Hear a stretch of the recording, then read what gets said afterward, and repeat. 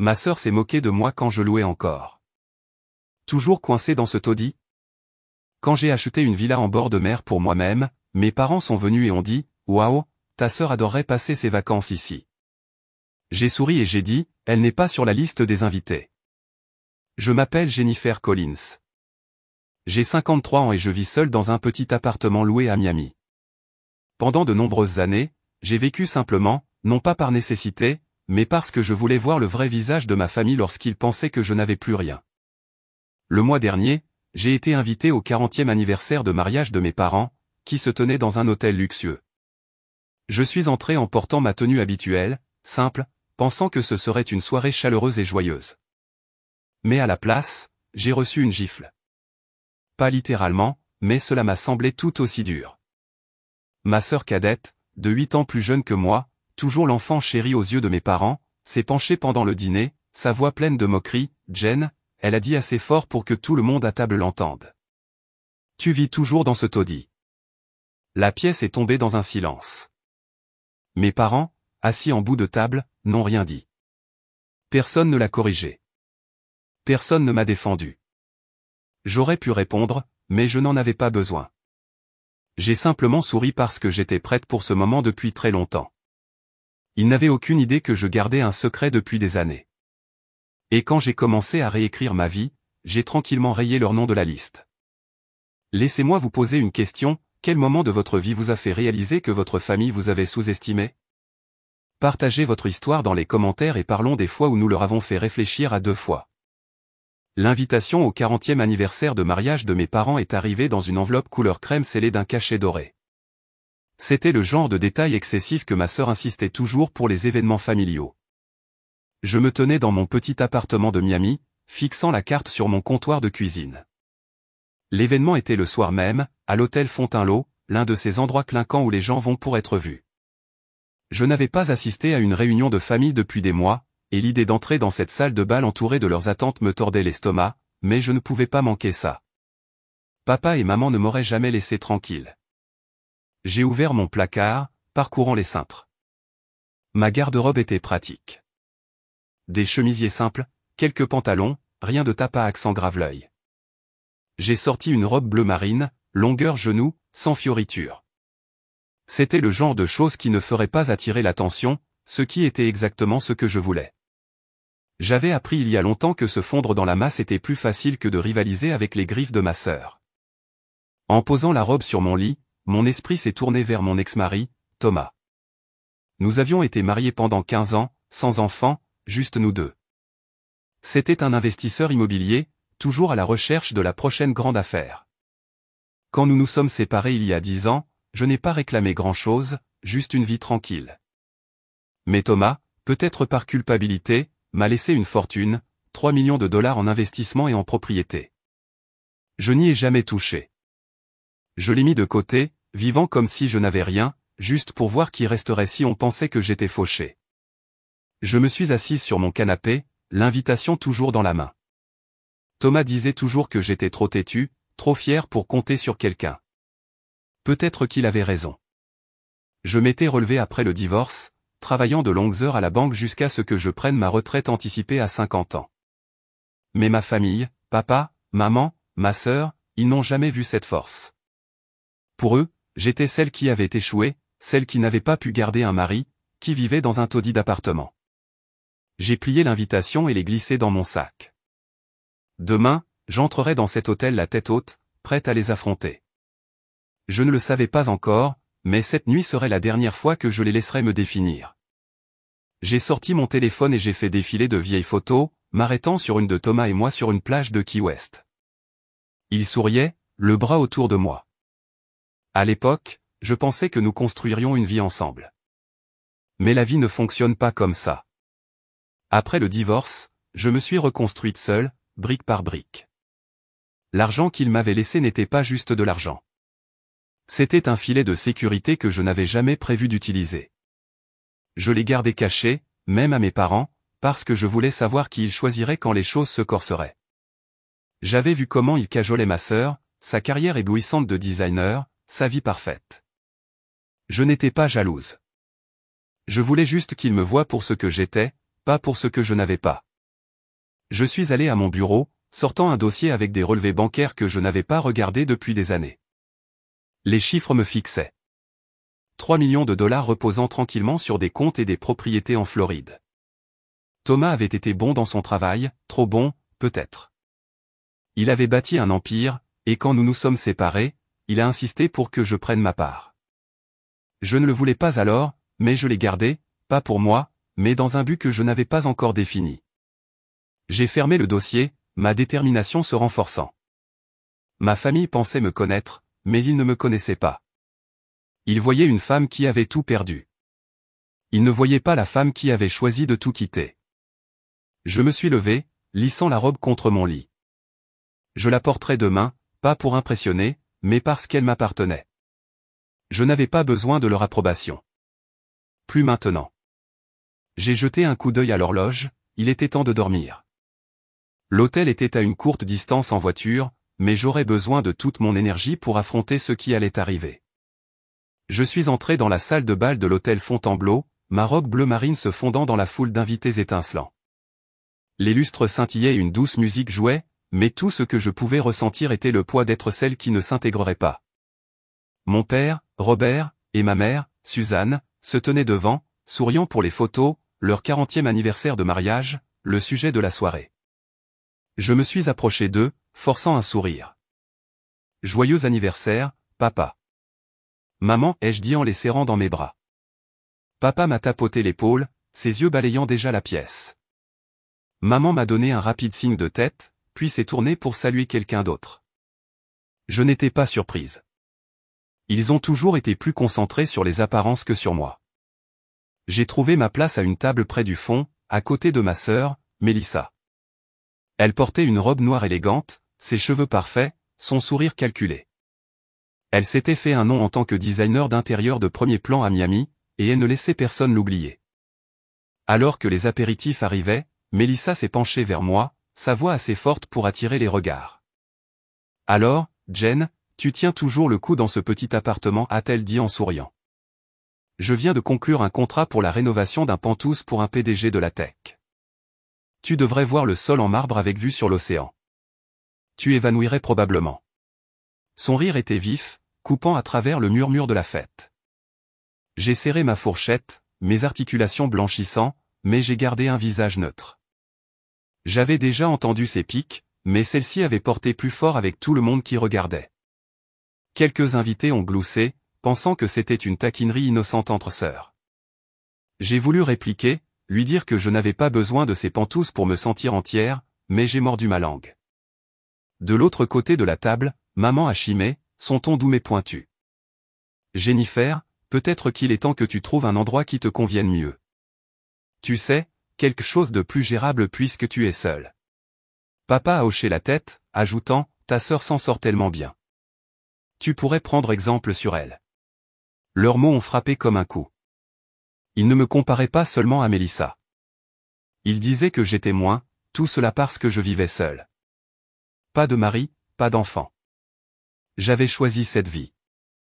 Mais pour eux, c'était un échec. Mélissa ne s'est pas arrêtée.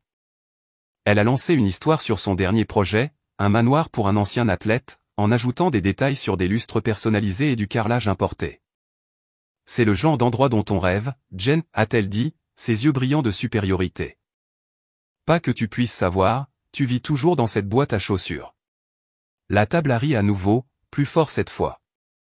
J'ai senti ma poitrine se serrer, mon visage brûlé sous leur regard.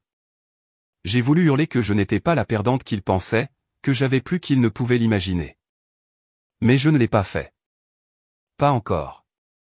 J'ai poussé mon assiette, la nourriture intacte, et j'ai pris une gorgée d'eau pour me calmer.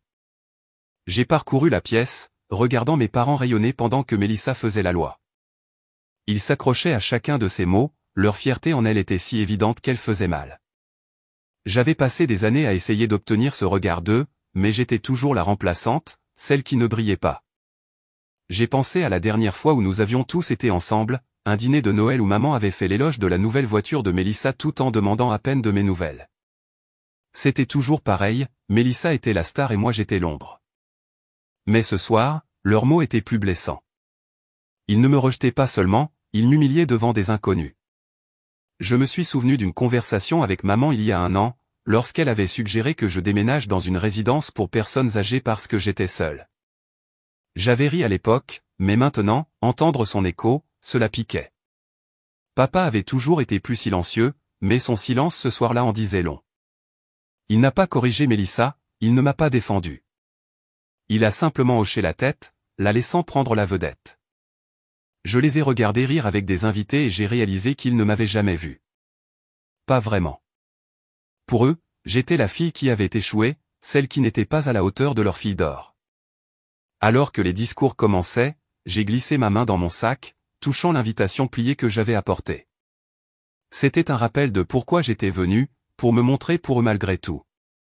Mais alors que la voix de Mélissa continuait de se vanter de son prochain gros client, un feu a grandi en moi. Je n'étais pas là pour rivaliser avec elle ni pour mendier leur approbation. J'étais là pour célébrer mes parents, mais ils m'avaient clairement indiqué où j'en étais. Leurs paroles, leurs regards suffoqués, ils n'étaient pas simplement imprudents. Ils étaient cruels. Je n'allais pas laisser passer ça. Je me suis glissé hors de la salle de bal Fontino avant le dessert, mes talons claquant sur le sol en marbre alors que je me dirigeais vers la sortie. Je n'ai pas dit au revoir à Robert ou Suzanne. Je ne pouvais pas supporter leur faux sourire, après qu'ils aient regardé Mélissa me démolir. L'air frais de la nuit m'a frappé en sortant, mais cela n'a rien fait pour calmer la tempête intérieure. Je suis rentré chez moi, mes mains tremblant sur le volant, le poids de leur jugement plus lourd que jamais. J'avais passé des années à avaler leurs critiques. Mais ce soir, c'était différent. Ce n'était pas juste une autre pique. C'était une ligne franchie. Le lendemain matin, j'ai envoyé un texto à mon ami Diane et lui ai demandé de nous rencontrer à notre endroit habituel, un petit café près de la plage appelé Java Wave. Diane et moi avions travaillé ensemble à la banque il y a des années, à l'époque où je me relevais encore des décombres de mon divorce d'avec Thomas. Elle était la seule à m'avoir jamais vu pour ce que j'étais, pas comme la sœur qui n'était pas à la hauteur ou la fille qui avait déçu. Quand je suis entré dans le café, Diane était déjà là, sirotant un latte. Son sourire chaleureux était un contraste frappant avec la froideur que j'avais ressentie la nuit dernière. « Tu as l'air d'avoir besoin de parler » a-t-elle dit en me poussant une chaise. Je me suis assise, ma voix basse alors que je lui racontais tout. « Mélissa est encore à ses tours » ai-je dit en fixant mon café. Elle en a fait un spectacle, Diane, juste devant tout le monde, se moquant de mon logement, agissant comme si je n'étais rien. Et Robert et Suzanne, ils ont juste ajouté, me disant que je devrais vivre dans un endroit plus gérable parce que j'étais seul. Ma voix s'est cassée, et je détestais ça. Je n'étais pas faible, mais leurs mots m'avaient touché plus profondément que je ne voulais l'admettre. Diane a traversé la table, sa main sur la mienne. Ils n'ont pas le droit de te définir, Jennifer, a-t-elle dit. Tu es plus forte que tous réunis. Pourquoi continues-tu à les laisser penser que tu es moins? Ces mots m'ont frappé durement. J'avais passé si longtemps à cacher qui j'étais, vivant dans ce petit appartement, gardant ma vie petite pour les tester. Mais pourquoi faire? Pour prouver qu'ils choisiraient toujours Mélissa. Je pensais aux années où j'avais avalé mes mots, hochant la tête quand maman appelait pour parler du dernier prix de Mélissa ou quand papa envoyait un chèque avec une note disant « Peut-être que cela aidera pour le loyer ». Ils ne m'ont jamais demandé ce que je voulais, n'ont jamais vu la femme qui s'était reconstruite après que Thomas soit parti. J'ai regardé Diane, ses yeux fixes, et quelque chose a cliqué. J'ai arrêté de me cacher, ai-je dit, ma voix plus ferme maintenant. Thomas m'a laissé 3 millions de dollars quand nous avons divorcé. Investissement, propriété, tout. Je ne l'ai jamais dit à personne, pas même à mes parents. Je voulais voir qui il serait s'il pensait que je n'avais rien. Et maintenant je sais. Les yeux de Diane se sont élargis, mais elle n'a pas interrompu. J'ai continué, les mots coulants. J'ai des comptes bancaires, de l'immobilier, plus que Mélissa ne pourrait jamais rêver, mais je me suis assise dessus, les laissant me traiter comme un échec. Plus jamais. Je vais leur montrer exactement qui je suis. Diane s'est appuyée en arrière, un lent sourire s'étendant sur son visage. C'est la Jennifer que je connais, a-t-elle dit. Alors, quel est le plan? Tu ne peux pas garder tout cet argent pour toi éternellement. J'ai pris une profonde inspiration, mon esprit s'emballant. Je vais l'utiliser, ai-je dit, pas pour leur prouver quoi que ce soit, mais pour vivre la vie que je veux. J'ai pensé à acheter un endroit, un vrai endroit, pas une boîte gérable dans laquelle ils pensent que je devrais vivre. Et je m'assurerai qu'ils sachent que c'est le mien, pas le leur. Diane a hoché la tête, son expression sérieuse. Alors, il faut appeler ton avocat. Fais tout organiser. Si tu vas faire un mouvement, fais-le en grand. J'ai sorti mon téléphone, faisant défiler le numéro de mon avocat. Je ne lui avais pas parlé depuis des années, mais je savais qu'elle m'aiderait à régler ça. L'argent que Thomas m'avait laissé n'était pas seulement un filet de sécurité. C'était du pouvoir, et j'étais prête à l'utiliser. Diane a commandé un autre café et nous avons commencé à réfléchir. Tu pourrais prendre un endroit au bord de l'eau, a-t-elle dit. Quelque chose qui crie et toi, pas de point. J'ai hoché la tête, imaginant une vie où je n'étais pas définie par leurs attentes. J'avais été silencieuse trop longtemps, laissant leur voix étouffer la mienne. Mais c'était fini maintenant. J'étais prête à entrer dans la lumière, à leur montrer la Jennifer qu'ils n'avaient jamais pris la peine de voir. En quittant le café, je me sentais plus légère, comme un poids avait été levé. Le lendemain matin de mon café avec Diane, je me suis réveillée avec une clarté que je n'avais pas ressentie depuis des années. J'ai sorti mon ordinateur portable et je me suis connecté au compte que je n'avais pas touché depuis mon divorce d'avec Thomas. Les chiffres me fixaient, 3 millions de dollars répartis entre investissements, épargne et quelques propriétés en Floride. C'était réel. C'était à moi. Et j'étais prête à l'utiliser, pas pour impressionner ma famille, mais pour construire la vie que je méritais. J'ai commencé par appeler mon avocate, Laura Bennett. Je ne lui avais pas parlé depuis le divorce, quand elle m'avait aidé à sécuriser les actifs que Thomas avait laissés. Jennifer, ça fait un moment, a dit Laura, sa voix nette mais chaleureuse au téléphone. Que se passe-t-il? Je n'ai pas perdu de temps. J'ai besoin de revoir mon portefeuille, ai-je dit. Et je veux mettre à jour mon testament. Je fais quelques changements, de grands changements. Laura n'a pas hésité. Passe au bureau demain. Apporte tout ce que tu as. J'ai raccroché, ressentant une montée de détermination. Ce n'était pas seulement une question d'argent. Il s'agissait de reprendre mon pouvoir. Le lendemain, je suis allé au bureau de Laura dans le centre-ville de Miami, un immeuble élégant avec des murs de verre et une vue sur la baie.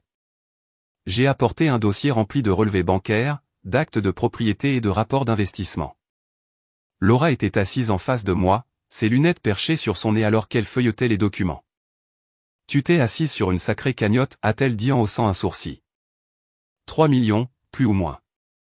La plupart étant liquidités, actions, obligations, un compte d'épargne. Tu as 2 condos à Fort Lauderdale et un terrain dans les Keys. Pourquoi tu n'as rien fait avec ça? Je me suis appuyé en arrière sur ma chaise, le poids de ma décision s'installant. Je ne voulais que personne ne le sache, ai-je dit. Ni mes parents, ni ma sœur. Je voulais voir qui ils seraient s'ils pensaient que je n'avais rien. Et ils m'ont montré exactement qui ils sont. Laura a hoché la tête, son expression sérieuse. Tout business. Alors, quel est le plan maintenant?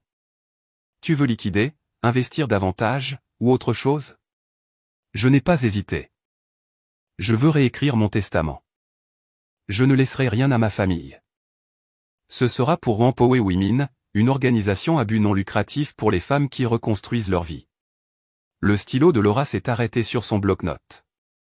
C'est un coup audacieux, a-t-elle dit. Empower Women est une organisation solide, formation professionnelle, logement, soutien, mentorat. Mais es-tu sûr de vouloir exclure ta famille? J'ai pensé au sourire suffisant de Mélissa, aux mots dédaigneux de Robert et Suzanne. Je suis sûr, ai-je dit. Ils m'ont clairement montré qu'ils ne me voient pas.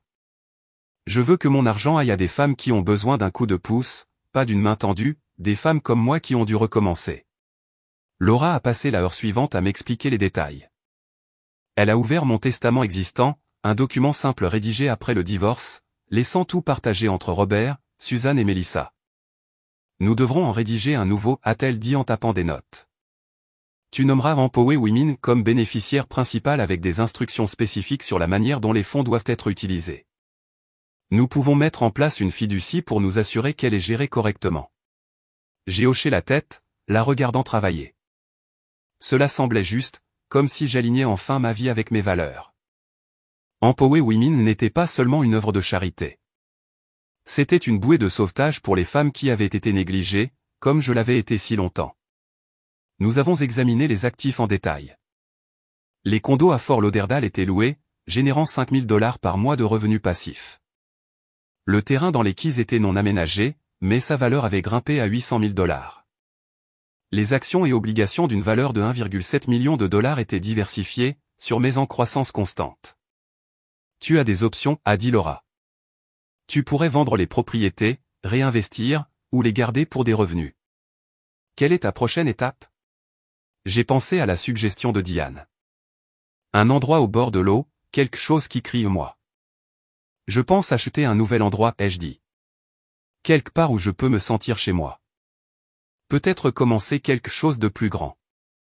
Mais je dois d'abord régler le testament. Laura a suggéré d'ajouter une clause au testament garantissant que Empower Women utiliserait les fonds pour des programmes spécifiques, formation professionnelle, bourse, logement sécurisé. J'ai aimé ça, ce n'était pas seulement une question de donner de l'argent. Il s'agissait de créer un héritage qui avait du sens. Nous avons passé une autre heure à discuter des détails, des implications fiscales à la gestion de la fiducie. L'efficacité de Laura était rassurante.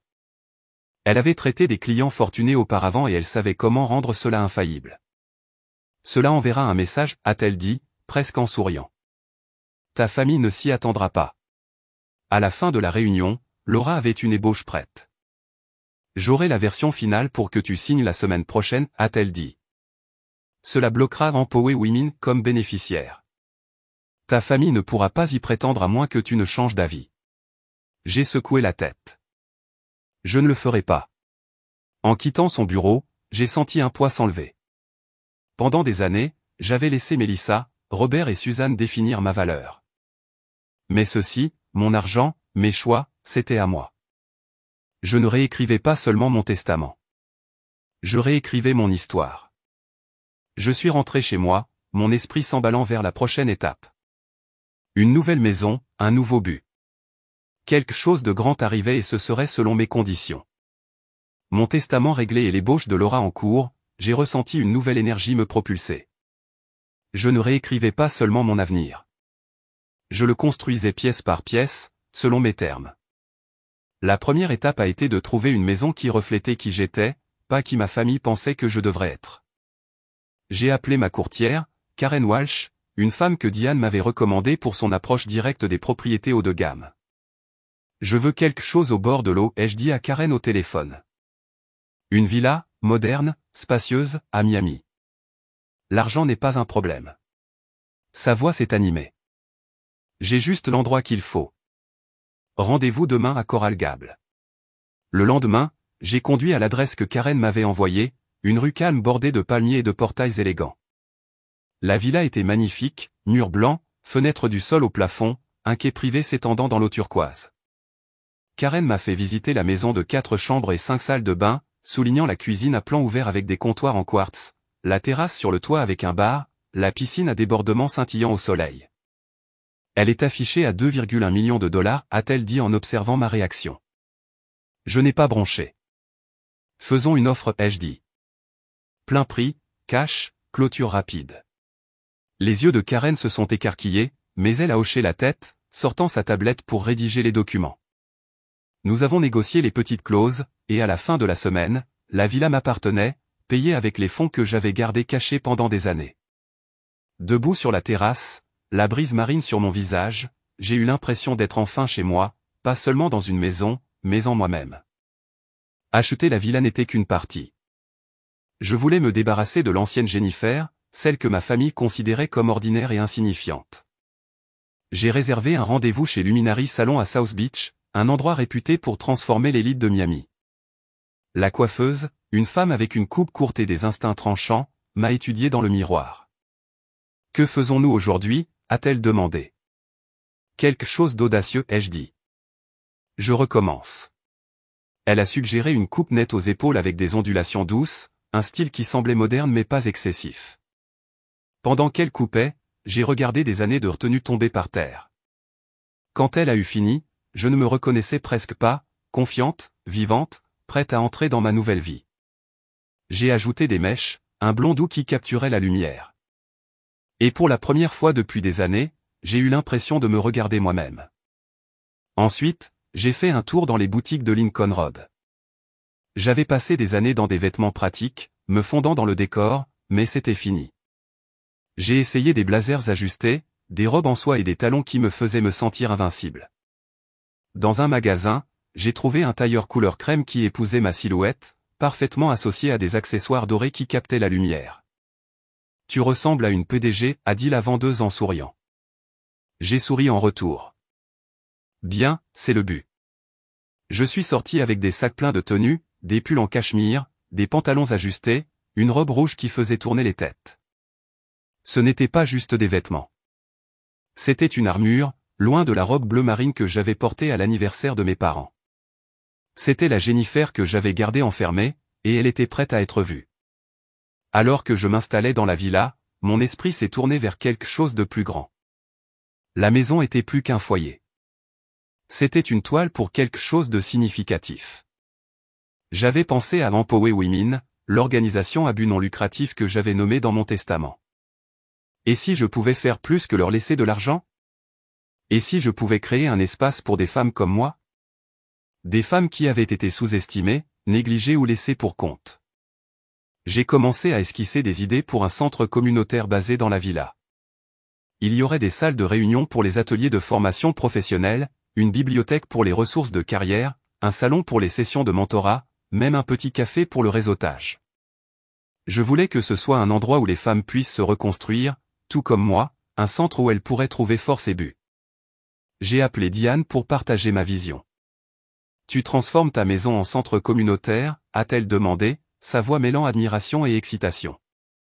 C'est énorme, Jennifer. J'ai ri, me sentant plus légère que je ne l'avais été depuis des années. Ce n'est pas juste une maison, ai-je dit. C'est une déclaration. Je veux que les femmes entrent et se sentent appartenir, qu'elles puissent faire n'importe quoi. Diane a offert son aide, suggérant que nous nous mettions en contact avec Empower Women pour aligner le projet sur leur mission. J'ai passé des soirées à rechercher des réglementations d'urbanisme, des coûts de rénovation et des partenariats avec des organisations à but non lucratif. Ma table à manger était couverte de notes et de plans. J'ai contacté un architecte pour discuter de la conversion de l'aile d'invité de la villa en espace de réunion et j'ai contacté le directeur de Empower Women pour lui présenter mon idée. Elle était ravie, promettant d'envoyer une équipe pour une visite une fois que j'aurai un plan solide. Karen est passée pour déposer les derniers documents de la villa, et je lui ai parlé de mes projets. Tu es pleine de surprises, a-t-elle dit en jetant un coup d'œil au salon aéré. La plupart des gens achètent un endroit comme ça pour se montrer. Toi, tu construis un héritage. Ces mots m'ont marqué. Il ne s'agissait pas de se montrer. Il s'agissait de se présenter pour moi-même et pour les autres. Je ne pensais plus à Mélissa, Robert ou Suzanne. Ils avaient eu leur chance de me voir, et ils avaient choisi de ne pas le faire. Maintenant, je me choisissais moi, et chaque pas que je faisais, acheter la villa, me couper les cheveux, planifier le centre, en était la preuve. J'ai commencé à rencontrer des entrepreneurs, esquissant comment la villa pouvait être à la fois ma maison et un centre communautaire. La piscine pouvait accueillir de petits événements. La terrasse pouvait être un espace pour des retraites et l'étage principal pouvait servir de centre de formation. J'ai budgété $200 000 pour les rénovations, puisant dans mes économies pour m'assurer que le projet soit bien fait. Chaque décision semblait être une déclaration, je n'étais pas la Jennifer qu'ils pensaient connaître. Je construisais quelque chose de plus grand que leurs attentes, quelque chose qui survivrait à leur jugement. Je me tenais dans le salon de ma villa de Coral Gables, le soleil de fin d'après-midi traversant les fenêtres du sol au plafond, projetant des traînées dorées sur les sols en marbre. Les traiteurs installaient un buffet sur la terrasse, disposant des plateaux de crevettes grillées, des mini-sliders et des fruits tropicaux sous des guirlandes scintillantes. J'avais invité Robert, Suzanne et Mélissa pour dîner, mon premier événement dans la nouvelle maison.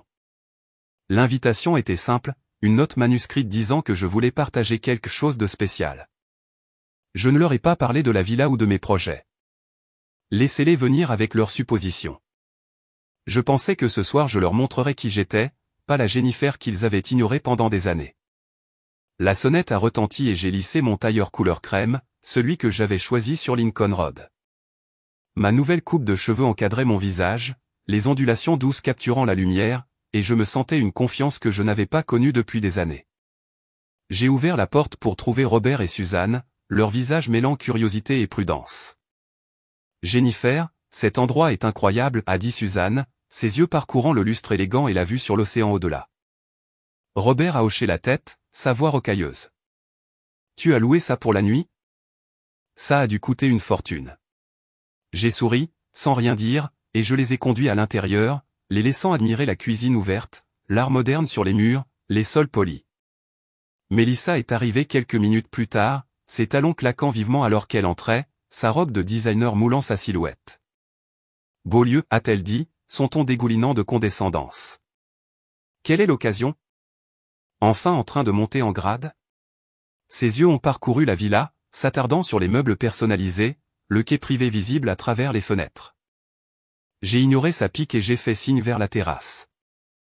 Mangeons, ai-je dit, gardant ma voix stable.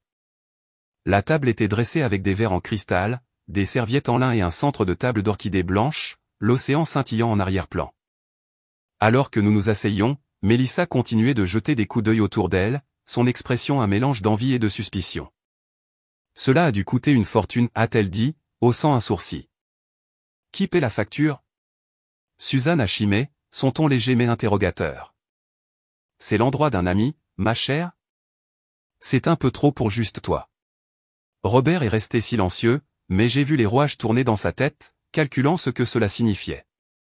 Je les ai laissés parler, leurs suppositions s'empilant comme du petit bois. Mélissa a émis l'hypothèse d'un ami riche chez qui je pourrais séjourner. Suzanne a suggéré que je gardais la maison pour un client, et Robert a demandé si j'avais contracté un prêt pour payer le traiteur. Leurs paroles ne me blessaient plus. Elles me nourrissaient simplement. J'ai servi le vin, versé l'eau, et les ai laissés construire leur petite théorie, chacune plus éloignée de la vérité. Après le plat principal, je me suis levé, un verre à la main, et j'ai éclairci ma gorge. Je vous ai invité ici pour partager quelques nouvelles, ai-je dit, ma voix calme mais ferme. Cette villa est à moi. Je l'ai achetée cash il y a 2 semaines. Et ce n'est que le début. Le stylo de Mélissa s'est figé en l'air, ses yeux se rétrécissant. Le sourire de Suzanne a vacillé, sa main serrant sa serviette. Le front de Robert s'est plissé, son verre s'arrêtant à mi-chemin de sa bouche. La tienne, a dit Mélissa, sa voix aiguë. Comment as-tu pu te permettre ça? Tu loues toujours ce petit endroit. J'ai croisé son regard sans ciller. Je ne suis pas dans cet appartement depuis des mois, ai-je dit. J'ai eu de l'argent plus que vous ne pouvez l'imaginer. 3 millions de dollars de mon règlement de divorce avec Thomas. Je l'ai gardé secret pour voir qui vous étiez vraiment. Et vous me l'avez montré. Suzanne a halté, sa main volant à sa poitrine. 3 millions. Jennifer, pourquoi ne nous as-tu rien dit? Robert s'est penché en avant, sa voix basse mais intense. C'est beaucoup d'argent, Jen. Tu aurais dû l'investir correctement, pas le dépenser pour ça. Il a fait signe à la villa comme si c'était un achat imprudent. Le visage de Mélissa s'est tordu, ses yeux brûlant de quelque chose entre le choc et la colère. Et alors? Tu joues à être riche maintenant, a-t-elle dit. C'est aussi l'argent de notre famille. Tu ne peux pas tout garder. Nous aurions pu l'utiliser. Les factures médicales de papa, l'expansion de mon entreprise. Sa voix était teintée de droits acquis, comme si ma richesse lui appartenait. J'ai pris une gorgée de vin, laissant leurs mots flotter dans l'air. C'est l'autre chose, ai-je dit en posant mon verre. J'ai réécrit mon testament. Aucun de vous n'y figure. Ma succession, tout, y compris cette villa, ira à Empower Women, une organisation à but non lucratif qui aide les femmes à reconstruire leur vie. J'ai signé les papiers la semaine dernière. Le silence était assourdissant. La mâchoire de Mélissa est tombée, son visage pâlissant. Les yeux de Suzanne se sont remplis de larmes, ses lèvres tremblant. Le visage de Robert est devenu rouge, ses mains se serrant en poing. Tu le donnes à des inconnus, a craché Mélissa, sa voix montant. Après tout ce que nous avons fait pour toi, pour moi, ai-je dit, ma voix stable mais tranchante. Tu t'es moqué de moi, Mélissa, devant tout le monde à la fête d'anniversaire. Toi, Robert, Suzanne, vous avez tous décidé que j'étais moins parce que je ne vivais pas comme vous. Je ne vous dois rien. Suzanne a tendu la main vers la mienne, sa voix tremblant. Jennifer, nous sommes ta famille. Tu ne peux pas vouloir dire ça. Nous avons toujours été là pour toi. J'ai retiré ma main, mes yeux fixés sur les siens. Vous étiez là pour la vedette de Mélissa, pas pour moi. J'ai attendu des années que vous me voyiez. Vous ne l'avez pas fait. Empower Women utilisera cet argent pour aider des femmes qui en ont réellement besoin. Des femmes qui ont été négligées comme je l'ai été. Mélissa s'est levée, sa chaise raclant le sol. C'est ridicule, a-t-elle dit, sa voix tremblant de fureur. Tu jettes notre héritage pour une œuvre de charité. Je vais me battre pour ça. Je prendrai un avocat. Robert a posé une main sur son bras, mais ses yeux étaient sur moi, cherchant une faille dans ma résolution. Jen, réfléchis à ça. Il a dit, son ton plus doux, mais toujours autoritaire. Nous pourrions utiliser cet argent ensemble en famille, pour les traitements de ta mère, pour notre retraite. J'ai secoué la tête, ma voix inébranlable. Vous avez eu votre chance d'être ma famille. Vous avez choisi de me juger à la place. Le reste du dîner s'est déroulé dans un brouillard. Suzanne a essayé de changer de sujet, radotant sur la météo et la nourriture, mais la tension était épaisse, suffocante. Mélissa parlait à peine, ses yeux brûlants de ressentiment alors qu'elle sirotait son vin. Robert continuait de jeter des coups d'œil autour de la villa comme s'il pouvait la revendiquer en la fixant, sa mâchoire serrée. Quand ils sont finalement partis, je me suis tenu sur la terrasse en regardant leur voiture disparaître dans la rue bordée de palmiers. Pour la première fois, je ne me sentais pas petite ou invisible. Je me sentais puissante, intouchable.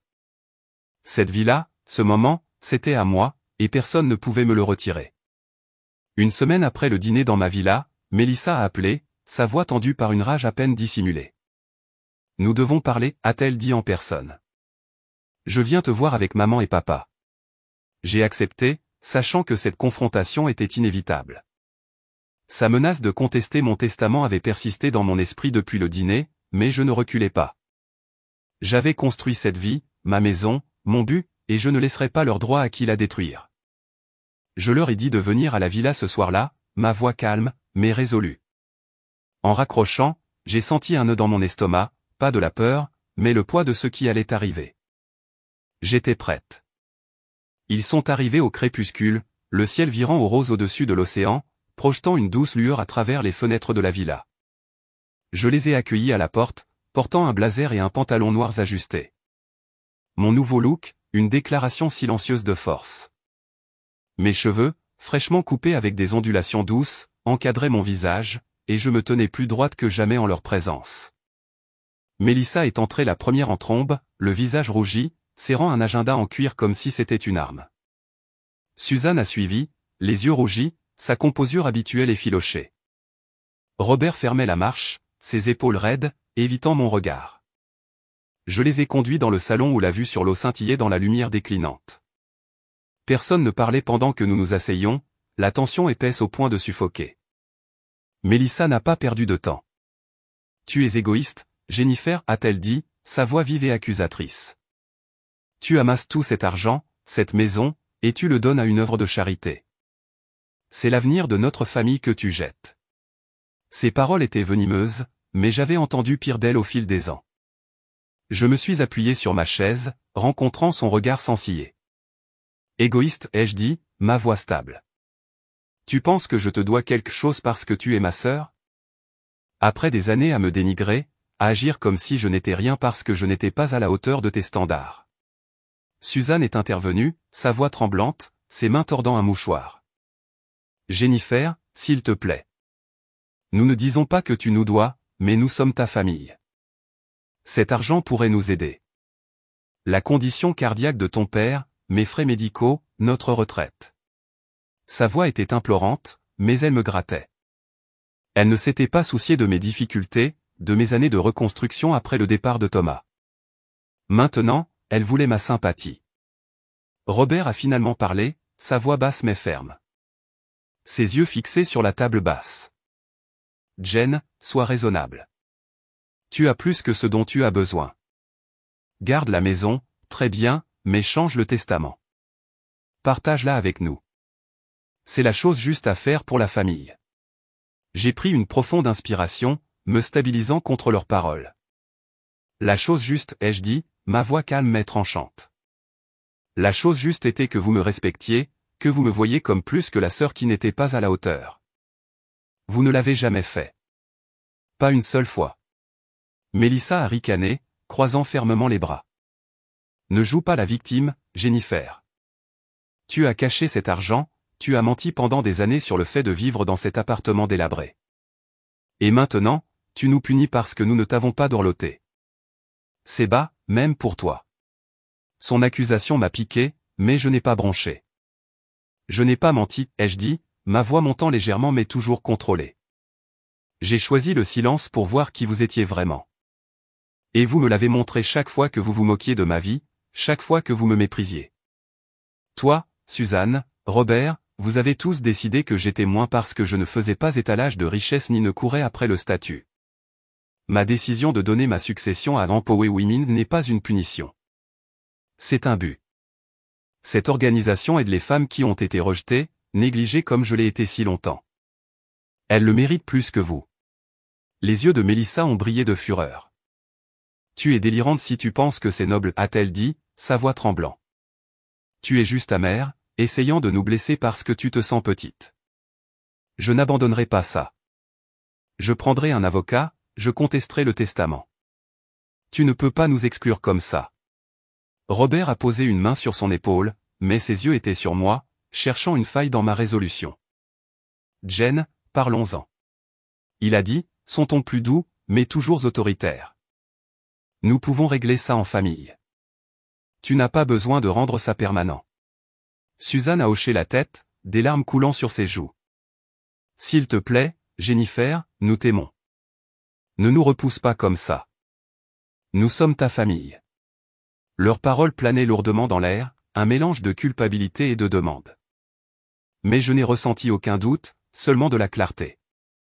L'amour, ai-je dit, ma voix stable, mes yeux passant de Suzanne à Robert à Mélissa. L'amour ne juge pas, ne rejette pas, ne fait pas se sentir invisible. J'ai attendu des années que vous me voyiez, que vous me demandiez ma vie, mes rêves. Vous ne l'avez jamais fait. Vous avez vu un échec, une ombre du succès de Mélissa. J'ai fait mon choix et il est définitif. Empower Women recevra tout parce qu'ils l'utiliseront pour élever les autres, pas pour les rabaisser comme vous l'avez fait pour moi. Mélissa s'est levée brusquement, son agenda tombant au sol avec un bruit sourd. Tu fais une énorme erreur, a-t-elle dit, sa voix tremblant de fureur. Tu regretteras ça quand tu seras seule sans famille pour prendre soin de toi. Je me suis levé aussi, rencontrant son regard, ma posture inflexible. Je ne suis pas seul, ai-je dit. J'ai un but, une vie que je construis. Je n'ai plus besoin de votre approbation, Mélissa. Je ne l'ai jamais fait. Suzanne sanglotait doucement, serrant le bras de Robert, et il secouait la tête, son visage tendu de frustration. Tu es têtue, Jen, a-t-il dit. Ce n'est pas comme ça que fonctionne une famille. Je n'ai pas répondu. J'avais dit tout ce que j'avais à dire. Ils sont partis sans un mot de plus, la porte se fermant avec une finalité qui résonnait dans la villa. Je suis allé à la fenêtre, regardant les vagues s'écraser contre le quai dans le crépuscule.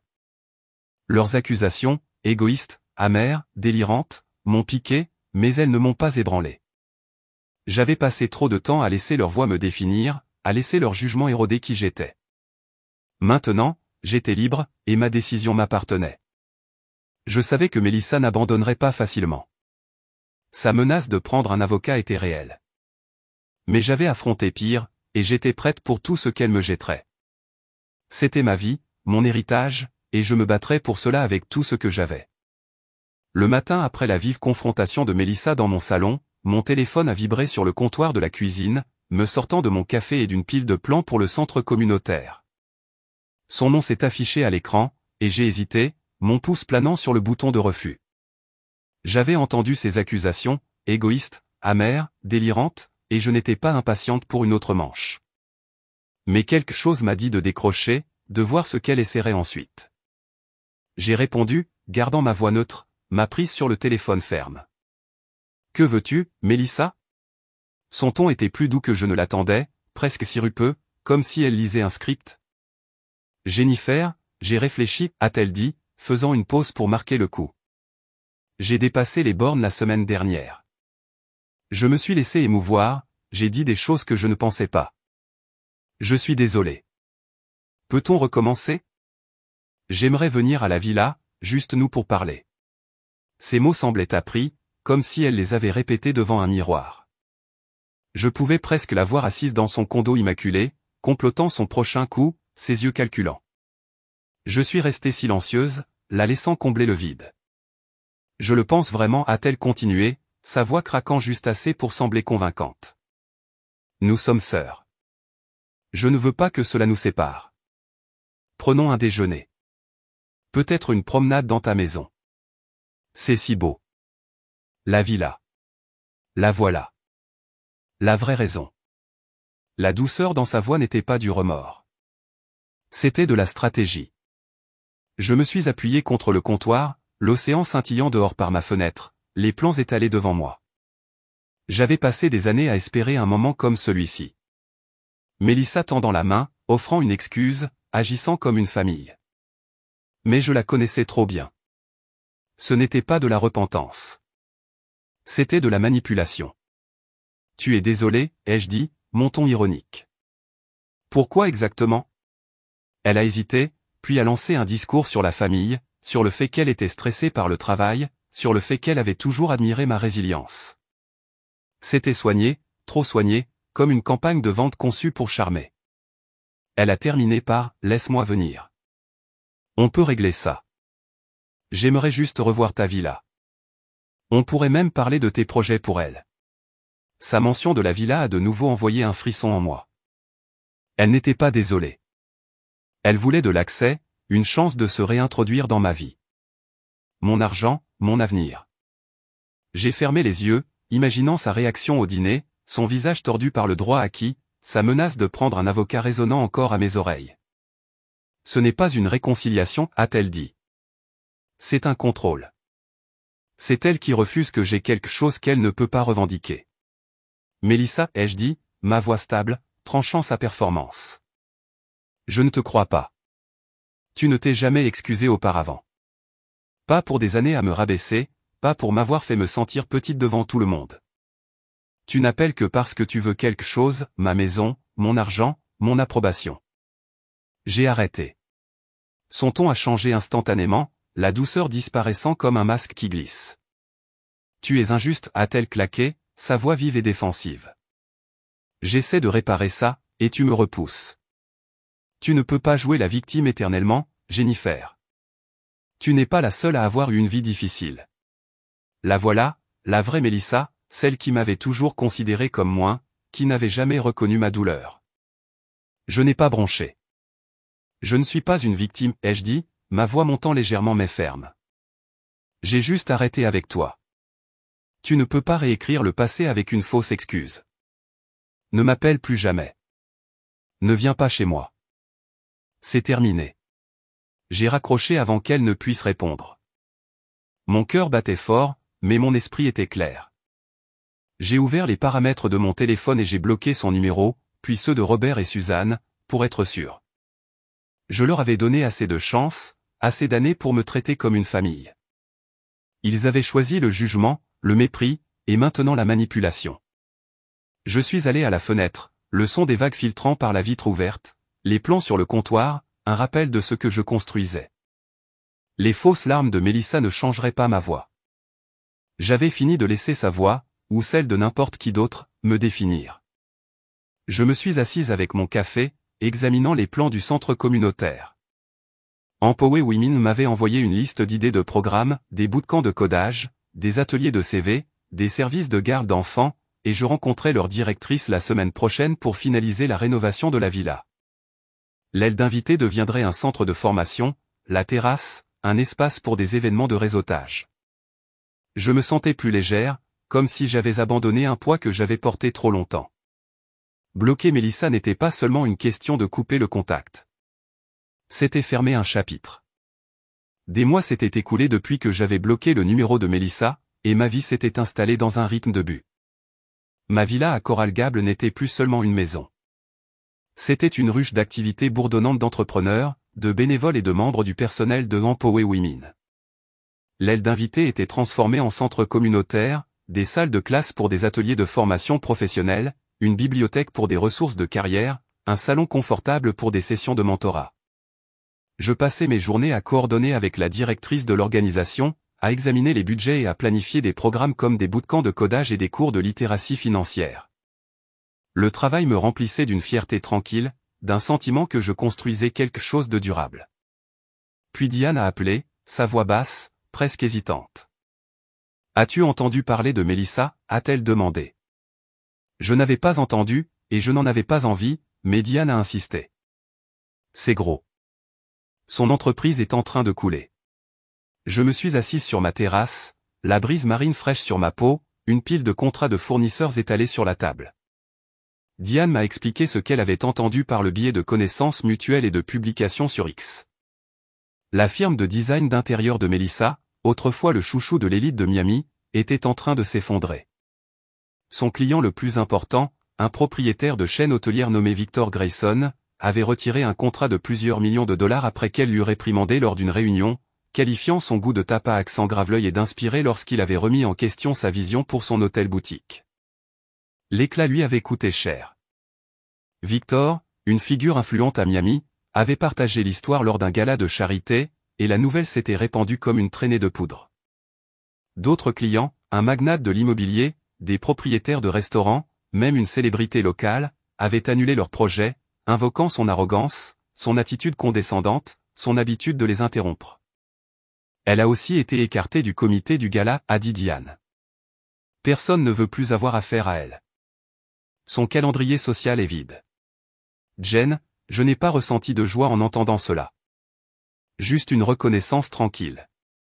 Mélissa avait toujours prospéré en étant au centre de l'attention, son charme étant un masque soigneusement conçu cachant son besoin de contrôler tout le monde autour d'elle. Maintenant, ce masque glissait, et l'élite de Miami la voyait pour qui elle était, une femme dont l'ego dépassait son talent. J'ai imaginé sa bureau chic du centre-ville, celle dont elle avait été si fière pendant des années, maintenant assise seule, son téléphone silencieux, sa boîte de réception vide. Elle avait construit son monde sur les apparences, sur le fait d'être l'enfant d'or qui ne pouvait faire de mal, et cela s'effondrait sous le poids de ses propres actions.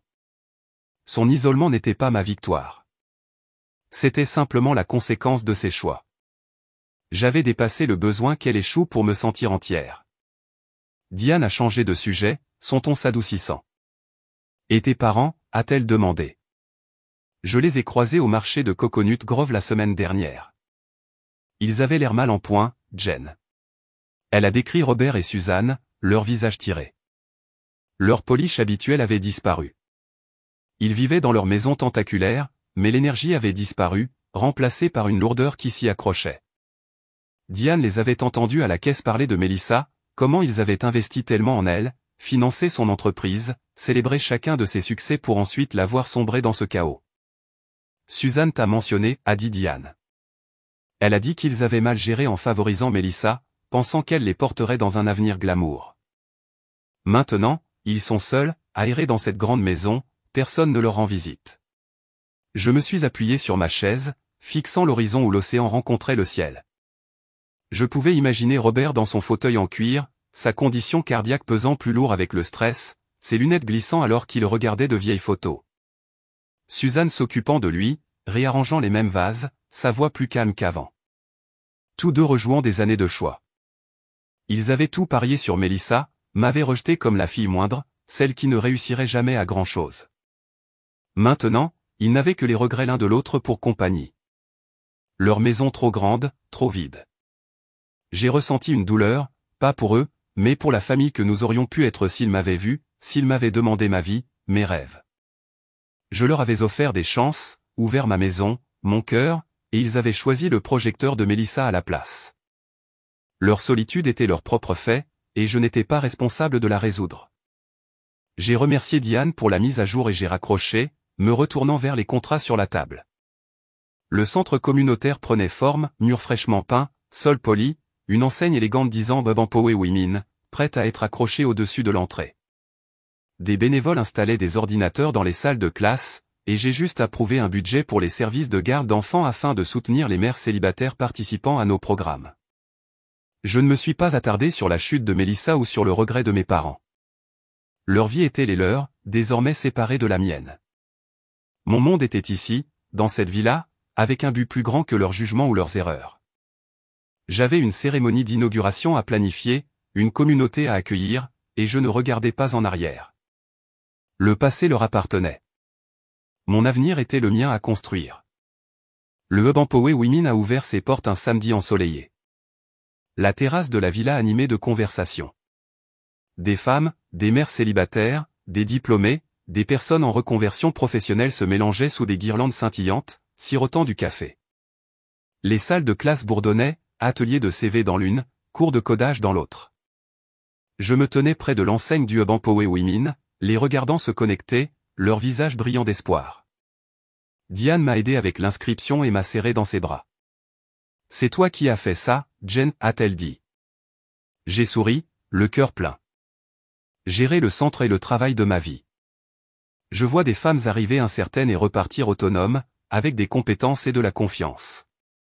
Je vis parmi elles, partageant des histoires dans la cuisine de la villa.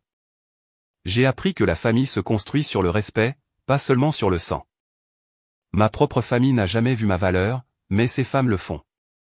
L'indépendance est notre plus grande force, se tenir debout sans avoir besoin d'approbation. Merci d'avoir suivi mon histoire. Votre soutien compte énormément. Maintenant, partagez vos propres histoires d'indépendance dans les commentaires.